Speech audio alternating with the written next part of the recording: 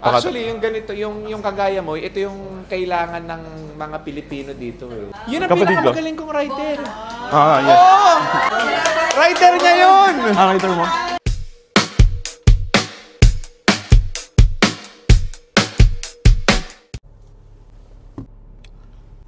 So, for today's video guys, na-invite nga tayo ni Ma'am Pauline. In-inform niya ako na pupunta daw sa shop niya, sa coffee shop niya sa Beans and Buns, si Boss RDR tsaka si Coach Russ. So, kaya pupuntahan natin ngayon. So, tara, samahan niyo ako.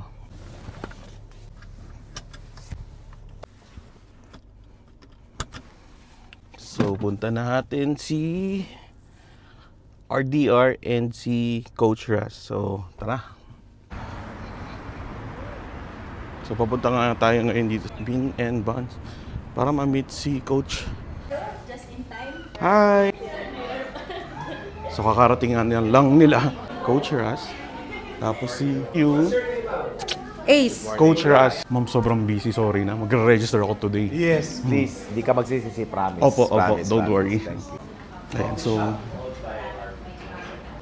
si Ma'am Monet. Hi. Ayo, kakarating ko lang. Late na rin nagsabi. Nagulat ka rin. Gulat ako. Pero ikaw dito ka nagtayo dahil nga naman mas malaki ang Boss RDR. Boss, nice to meet you. Ayun, ano negosyo mo, boss? At the same time, meron po akong online business sa Amazon and noon, nagbebenta po ako doon. Alam niyo po, kaya ko siya nakilala. Actually, kaibigan ko siya. Hindi ko alam na makikita ko siya dito. Siya po nagtuturo sa mga Amazon. Filipino na gusto mong benta sa Amazon. Dito sa Dubai. Dito sa Dubai, Siya buong po- UAE. Siya po ang nagtuturo. Siya ang solusyon ng mga kababayan natin dito. Ikaw na nga ang solusyon. Thank you po. Magugulat ka. Yung yung scriptwriter mo, kapatid ko. Oh, kapatid mo si Anne-Marie? Yes po. Hindi, yun ang pinakamagaling kong writer. Yun ang Kapatid ko. pinakamagaling kong writer. Yes. Oo! Writer niya yun! Writer mo? Kapatid Nice to meet niya! you. Nagulat nga ako! Ako yung bunso kapatid niya. Hindi na ta? Mas bata ako. Sobrang busy lang po talaga, sorry.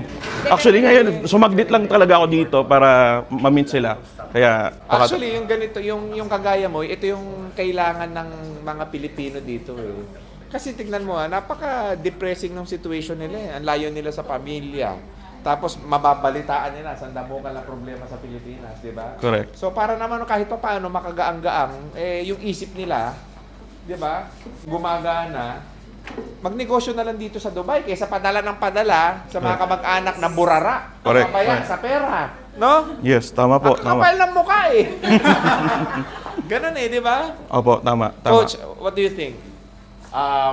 Yun nga, ang dami nagtatanong, ano bang pwedeng negosyo while they're here? Mhm. And then pag bukas doon, at para sa akin, pinakamabilis yung ginagawa ko. So, it's just a matter of educating our Correct. Opo. our kababayan na Yes po.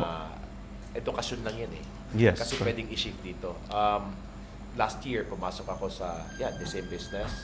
We have a 20-year-old, si Jen. Mhm. Last year, he did net of tax sa 26M, 11 months. Actually, brother, 20-year-old. sa totoo lang, coach, siya yung po pwede mong gawin na ano dito, point Partner. person for IM Plus.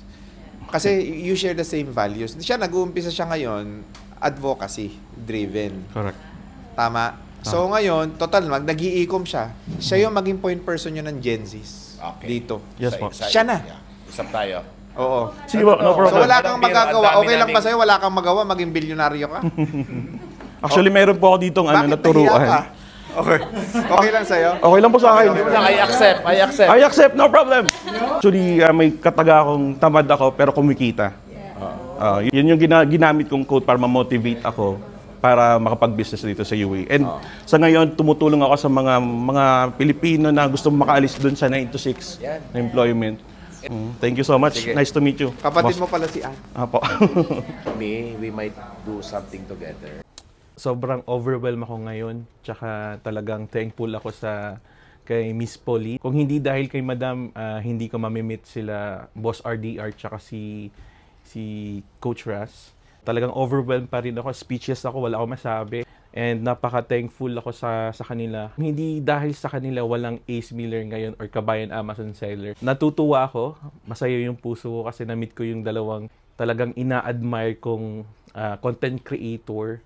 At syempre, sila din yung parang naging motivation ko para gumawa ng mga ganitong content. So yun lang guys, and thank you so much. By the way, meron akong event this coming January 31 dito sa may Landmark Hotel. Abangan nyo po, magtuturo po ako ng Amazon selling, noon selling, at the same time, yung bonus ko, yung Amazon affiliate marketing. So yun lang guys, happy selling mga kabayan. See ya!